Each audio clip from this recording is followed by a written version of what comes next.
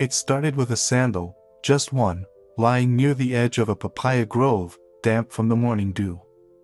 A trail of broken branches, a deep groove in the earth, and a silence no one could explain. The villagers of Muna Island had seen snakes before, but never anything like this.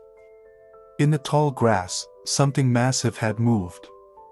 And in the distance, a mother hadn't come home. She was 54, strong, and always up before sunrise. That morning, she walked into the hills to tend her garden, and vanished. No scream. No struggle.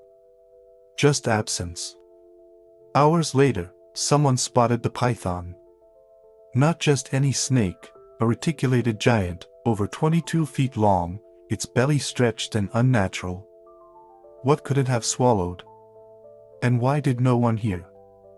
This isn't just a story about nature. It's about what happens when we forget we're part of it. Hit like, subscribe, and let's go.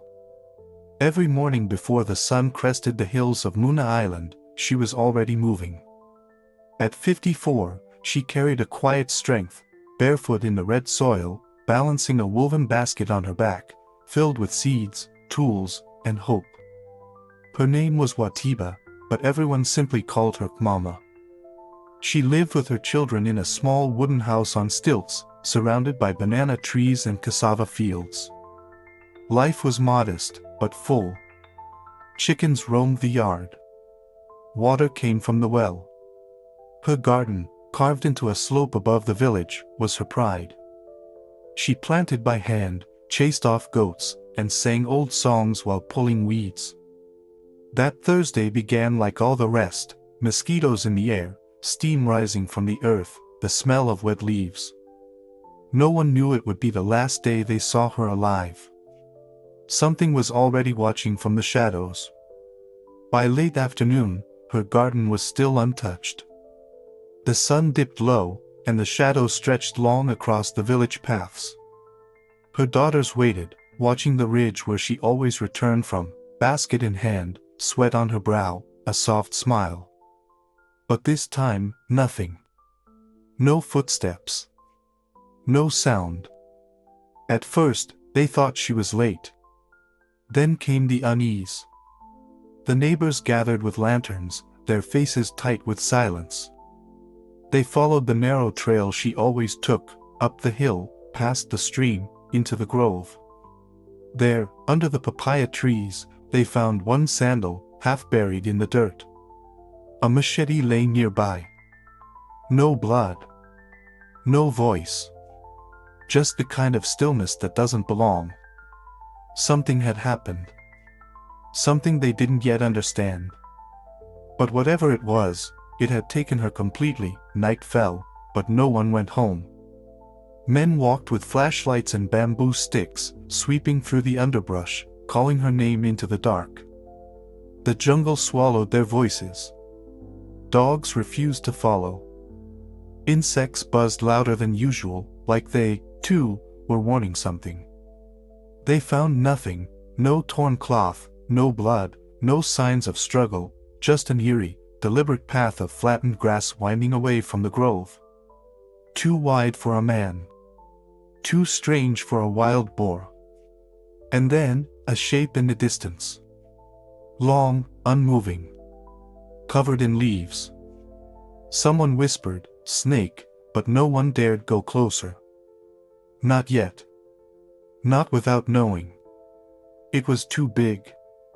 Too still. Something about it felt wrong. And yet, deep down, every heart there had already started to understand. They just weren't ready to say it out loud. At dawn, the village elder arrived. He had seen this before, long ago, when livestock vanished without trace. His voice was calm but urgent. "Look for the bulge," he said. The search party returned to the jungle, moving slowly, scanning the ground.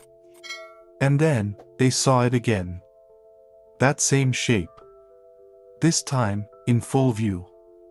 A python, coiled under the roots of a fallen tree, its body bloated beyond natural size. It didn't move.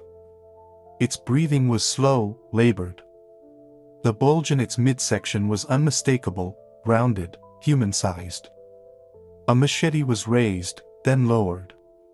Silence. No one spoke. One man made the call to wildlife authorities. Another began to pray. This was no longer just a search.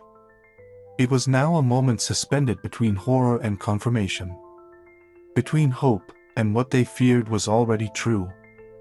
The wildlife team arrived just before noon. They'd seen large snakes before, even ones that had swallowed goats whole, but never this. The python lay still, its body stretched unnaturally, as if weighed down by a terrible secret. The team circled it cautiously. One held a long pole, another a hooked blade. With no tranquilizers and no room for mistakes, they made the decision: the python had to be opened. A deep breath. Then steel met scale.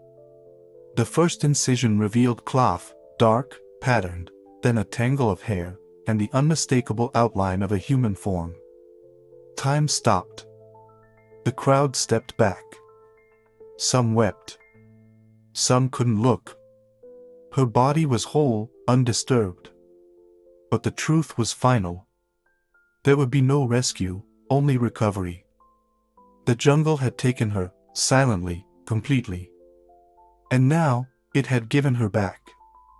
The jungle was quiet, but not in peace, more like breath held too long. The python no longer moved. Her body, gently covered with cloth, was laid beside the path she once walked every morning. No one spoke.